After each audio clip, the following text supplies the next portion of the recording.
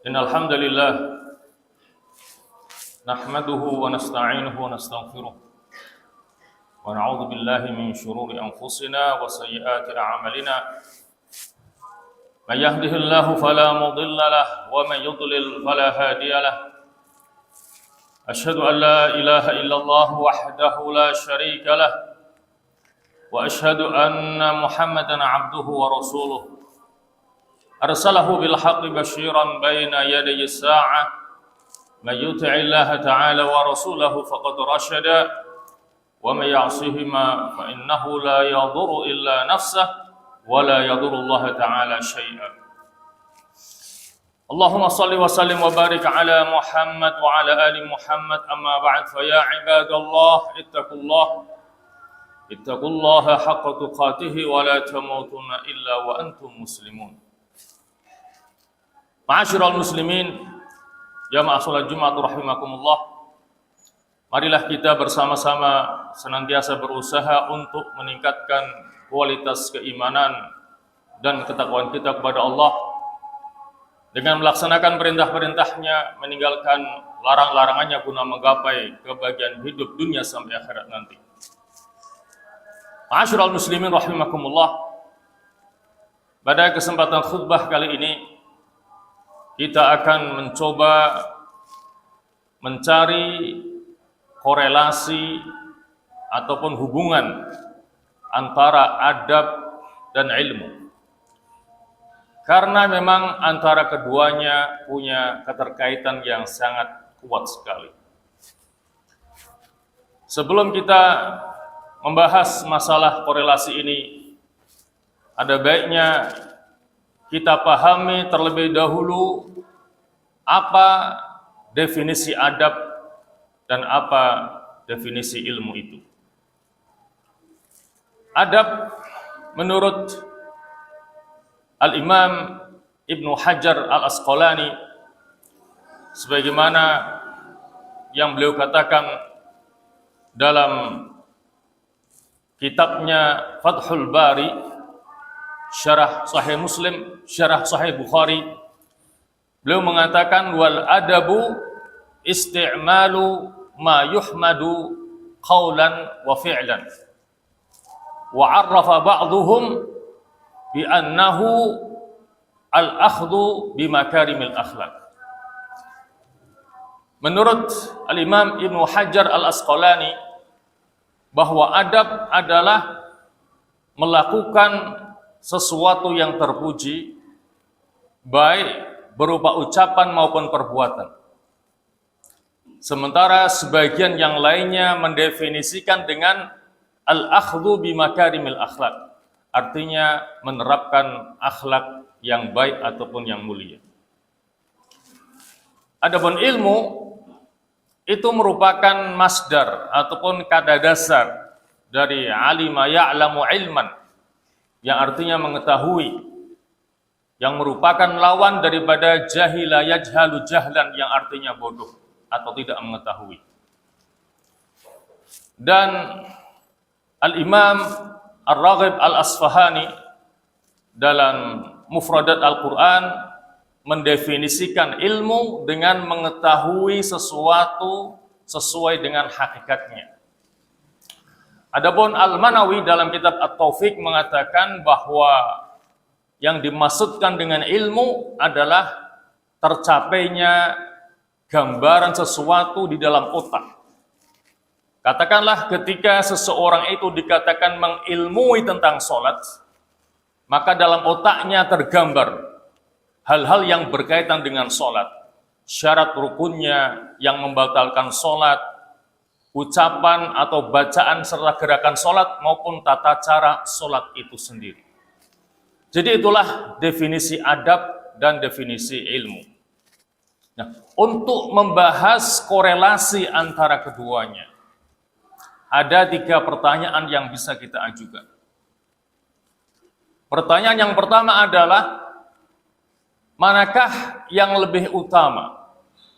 Apakah akhlak ataukah ilmu? Yang kedua, manakah yang harus dipelajari terlebih dahulu? Apakah adab ataukah ilmu? Dan yang ketiga, manakah yang membutuhkan waktu lebih lama untuk mempelajarinya? Apakah adab ataukah ilmu? Baik, kita coba jawab satu persatu dari ketiga pertanyaan di atas tadi. Yang pertama, manakah yang lebih utama? Apakah adab ataukah ilmu?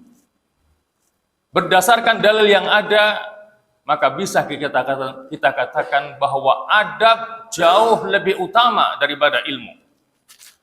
Di antara dalilnya yang pertama adalah bahwa Nabi kita Muhammad SAW diutus untuk menyempurnakan akhlak manusia.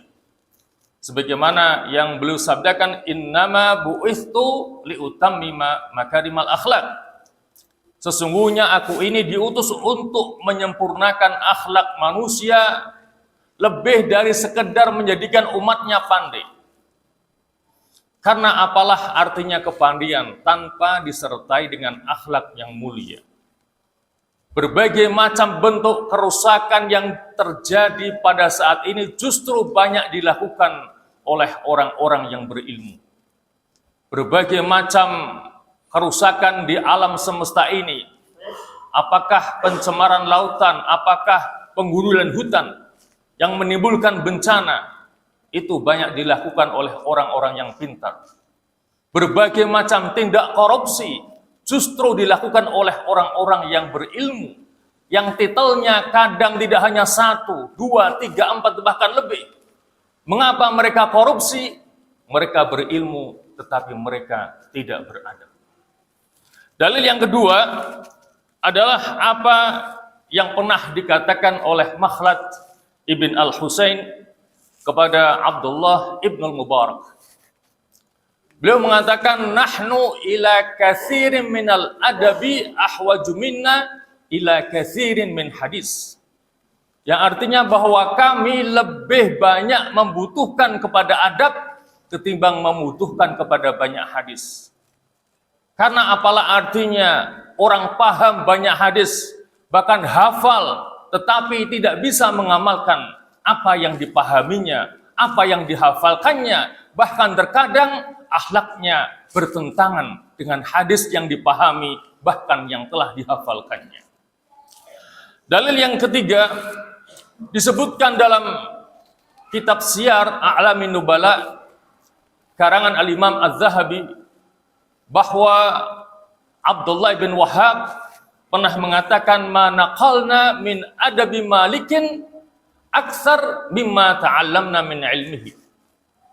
Yang artinya bahwa apa yang kami nukil berkaitan dengan adabnya Imam Malik ibn Anas itu jauh lebih banyak daripada yang kami pelajari daripada ilmunya. Lantas bagaimana gambaran daripada akhlaknya Imam Malik ibn Anas itu? Kami sampaikan sebagian di antaranya, terutama bagaimana akhlak beliau terhadap Rasulullah SAW.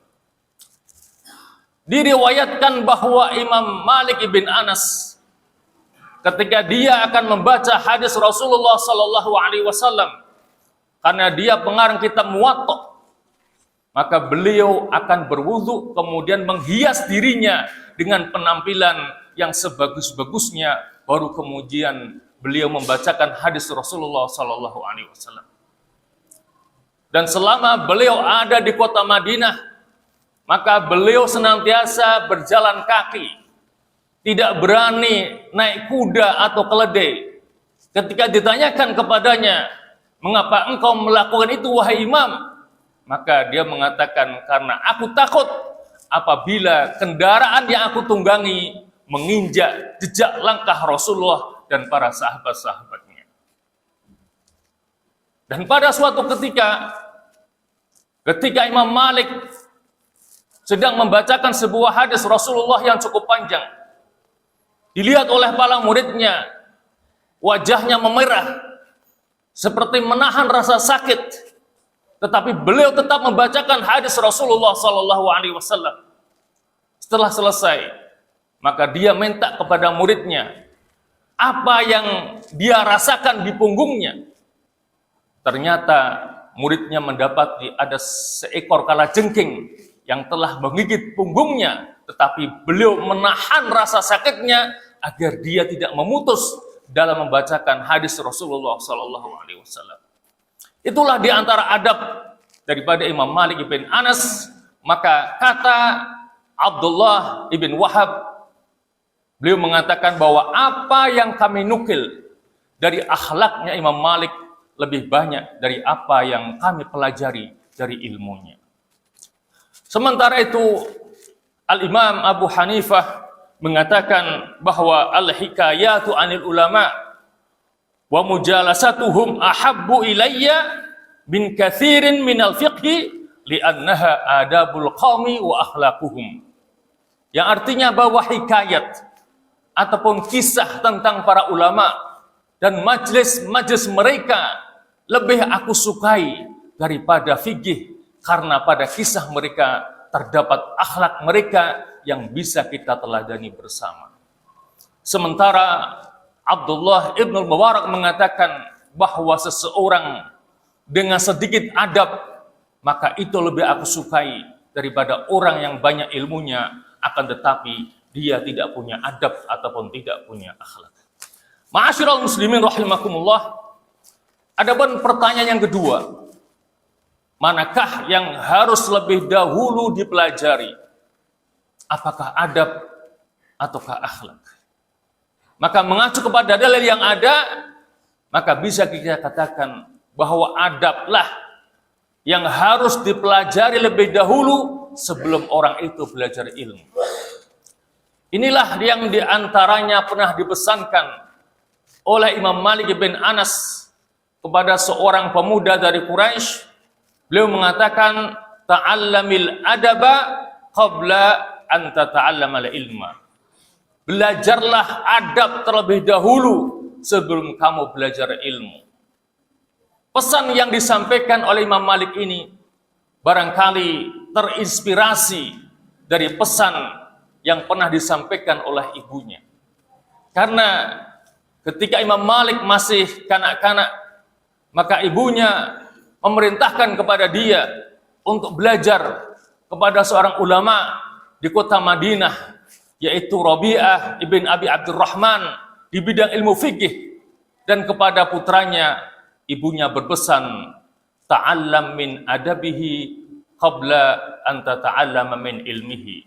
Hendaknya kamu belajar dari akhlak gurumu sebelum engkau belajar dari ilmunya. Mengapa begitu pentingnya seseorang itu belajar adab sebelum dia belajar ilmu? Karena di dalam hal ini Yusuf bin Al-Husain pernah mengatakan, bil adabi tafhamul ilma. Hanya dengan adablah maka seseorang itu bisa memahami ilmu dengan sebaik-baiknya. Seandainya ada dua anak yang sama-sama pandai, yang satunya beradab, yang satunya kurang beradab, maka bisa dipastikan yang beradab pasti lebih mudah dalam memahami ilmu yang sedang dipelajarinya. Karena bil adabi tafhamul ilma. Hanya dengan menerapkan adablah maka engkau akan bisa memahami ilmu dengan sebaik-baiknya. Barangkali di sini perlu kami bawakan sebuah kisah bagaimana adab yang ditunjukkan oleh Abdullah ibnu Abbas, anak pamannya Rasulullah SAW, ketika beliau mencari ilmu. Abdullah ibnu Abbas mendapat 3 gelar utama: Al-Habru, Al-Bahru, dan Turjumanul Quran. Al-Habru artinya al-alim as-salih, orang yang alim dan soleh. Al-Bahru artinya lautan, karena ilmu beliau bagaikan lautan yang tidak bertepi. Dan yang ketiga adalah Turjumanul Quran, sebagai penerjemah Al-Quran. Pada suatu hari beliau mendengar ada seorang sahabat yang punya sebuah hadis yang dia belum mempunyainya, dan dia ingin mendapatkan hadis itu. Kebetulan rumah sahabat itu cukup jauh, maka pagi-pagi dia dengan naik onta ataupun kuda pergi ke rumah sahabat itu untuk mendapatkan satu hadis darinya yang belum dia miliki. Sesampai di rumah sahabat itu, ketika waktu itu mendekati waktu zuhur, sehingga sahabat itu masih melakukan qailulah, tidur sebentar sebelum masuknya waktu zuhur, maka bisa kita perhatikan di sini bagaimana adab dia. Dia tidak berani mengetuk pintu rumah sahabat itu. Karena dia meskipun seorang ulama besar yang ilmunya bagikan lautan, dia memposisikan pada saat itu sebagai orang yang butuh ilmu, maka dia posisikan dirinya sebagai seorang murid. Sementara sahabat itu sebagai gurunya. Maka adab yang dia tunjukkan, dia tidak berani mengetuk pintu rumah sahabat itu. Dia tunggu sampai keluar. Karena kecapean, maka dia pun menggelar sorbannya, kemudian duduk, kemudian dia tidur di depan pintu rumah sahabat itu. Ketika sahabat itu bangun untuk melaksanakan salat zuhur berjamaah, dia kaget mendapati Abdullah bin Abbas tertidur di depan pintu rumahnya. Setelah dibangunkan ditanya, "Mengapa Anda datang ke rumah saya?" Dia katakan, "Aku dengar Anda memiliki sebuah hadis yang aku belum punyai dan aku ingin mendapatkan hadis itu dari Anda." Maka sahabat itu merasa tidak enak karena dia tahu siapa yang datang. Abdullah bin Abbas, seorang ulama besar, seorang sahabat dengan ilmu yang tidak ada tepinya. Maka dia mengatakan, "Jika Anda mengabari, akulah yang akan datang ke rumah Anda untuk berikan hadis itu kepada Anda." Maka di sini kembali Ibnu Abbas menunjukkan adabnya sebagai talibul ilmi. Dia mengatakan, "Al-ilmu yu'ta wa la ya'ti." Ilmu itu didatangi, bukan ilmu yang datang kepadaku. Aku yang butuh, maka aku yang datang. Bukan engkau datang kepadaku untuk menyampaikan hadis itu. Itulah diantara adab yang ditunjukkan oleh seorang sahabat Rasulullah, Abdullah ibnu Abbas, yang dengan adab itulah maka dia dapat dengan mudah memahami semua ilmu pengetahuan sehingga ilmunya bagaikan lautan yang tidak bertepi. Ma'asyiral muslimin rahimakumullah. Adapun pertanyaan yang ketiga adalah, manakah yang membutuhkan waktu yang lebih lama untuk dipelajari? Apakah adab ataukah ilmu? Maka dari ucapan Abdullah ibnul Mubarak, yang mana beliau mengatakan, "Ta'allamnal adaba 30 aman wa ta'allamnal ilma 20 aman." Kata Ibnul Mubarak, kami belajar adab selama 30 tahun, sementara kami hanya butuh waktu 20 tahun untuk belajar ilmu. Maka kesimpulannya bahwa belajar adab itu membutuhkan waktu yang lebih lama daripada belajar ilmu. Karena ilmu itu bersifat kognitif, bersifat pengetahuan, sementara adab itu butuh kepada pembiasaan dan praktek.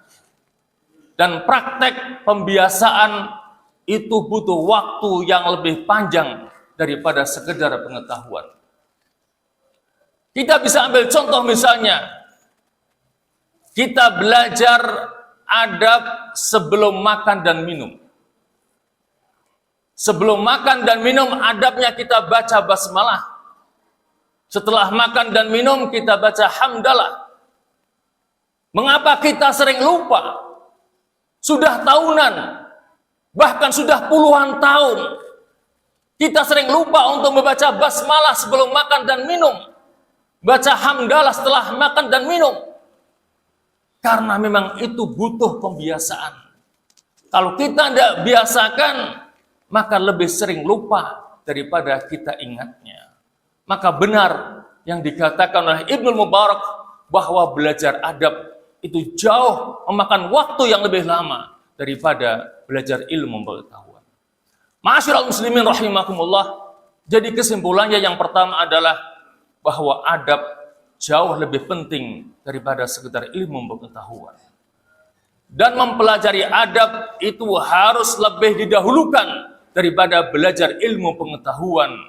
Dan belajar adab lebih lama waktunya daripada belajar ilmu pengetahuan. Akhirnya, marilah kita mohon kepada Allah. Semoga Allah memberikan kepada kita kemampuan untuk memahami masalah ini dengan sebaik-baiknya dan bisa mengamalkannya dengan sebaik-baiknya pula. Amin amin ya mujibas sa'ilin.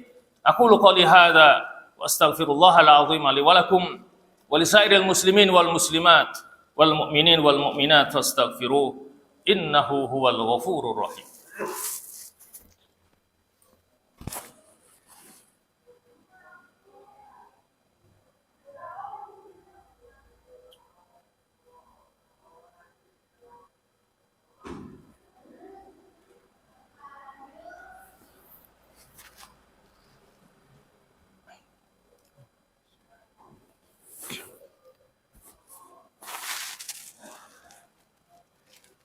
Alhamdulillahi ala sunufi na'ma. Ahmadullah subhanahu wa ta'ala wa ashkuruhu ala jazilil ata. Wa ashhadu an la ilaha illallah wahdahu la syarika lah syahadatan adtakhiruha li yaumil liqa. Wa ashhadu anna Muhammadan abduhu wa rasuluhu asfal asfiya wa ala alihi wa sahbihi al-kurama. أما بعد فيا عباد الله اتقوا الله الملك الديان تدخلوا برحمته فصيح الجنان ثم اعلموا أن الله تبارك وتعالى صلى على نبيه قديما وأمركم بذلك إرشادا لنا وتعليما فقال تعالى ولم يزل قائلا عليما إن الله وملائكته يصلون على النبي يا أيها الذين آمنوا صلوا عليه وسلموا تسليما اللهم صل على محمد وعلى آل محمد كما صليت على إبراهيم وعلى آل إبراهيم وبارك على محمد وعلى آل محمد كما باركت على إبراهيم وعلى آل إبراهيم في العالمين إنك حميد مجيد اللهم اغفر للمسلمين والمسلمات والمؤمنين والمؤمنات الأحياء منهم والأموات إنك سميع قريب مجيب الدعوات يا رب العالمين